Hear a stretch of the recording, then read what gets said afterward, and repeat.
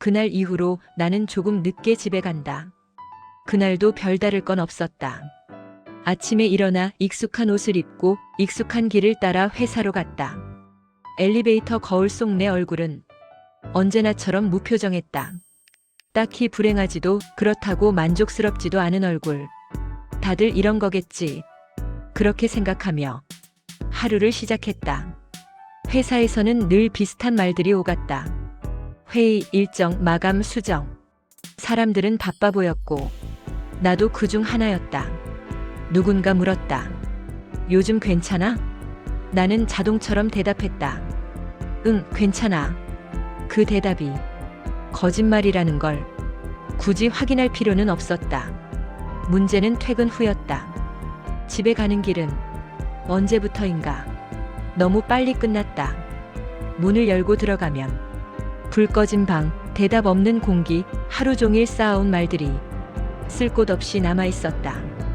그래서 어느 날부터 나는 집에 바로 가지 않게 되었다. 회사 근처 작은 카페. 특별할 것 없는 곳이었다. 테이블도 음악도 커피 맛도 기억에 남지 않는 그런 공간. 하지만 그날 창가에 앉아 커피를 마시며 나는 처음으로 하루를 되돌아봤다. 오늘 뭐 했지?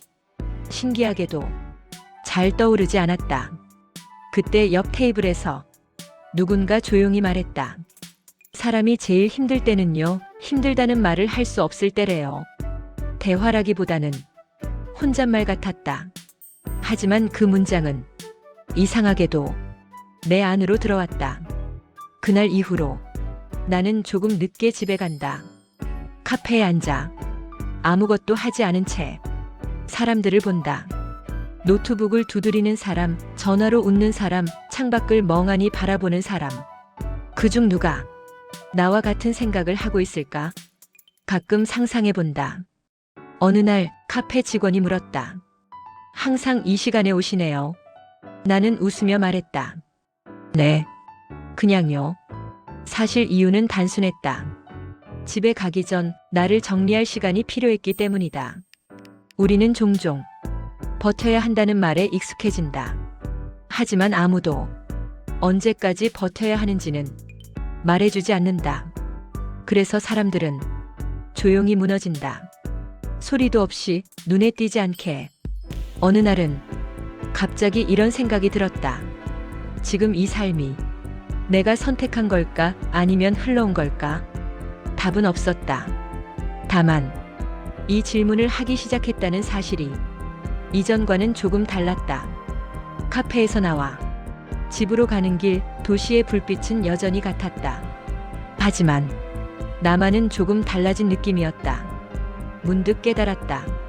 사람이 변하는 순간은 대단한 사건이 아니라 아주 사소한 질문에서 시작된다는 걸.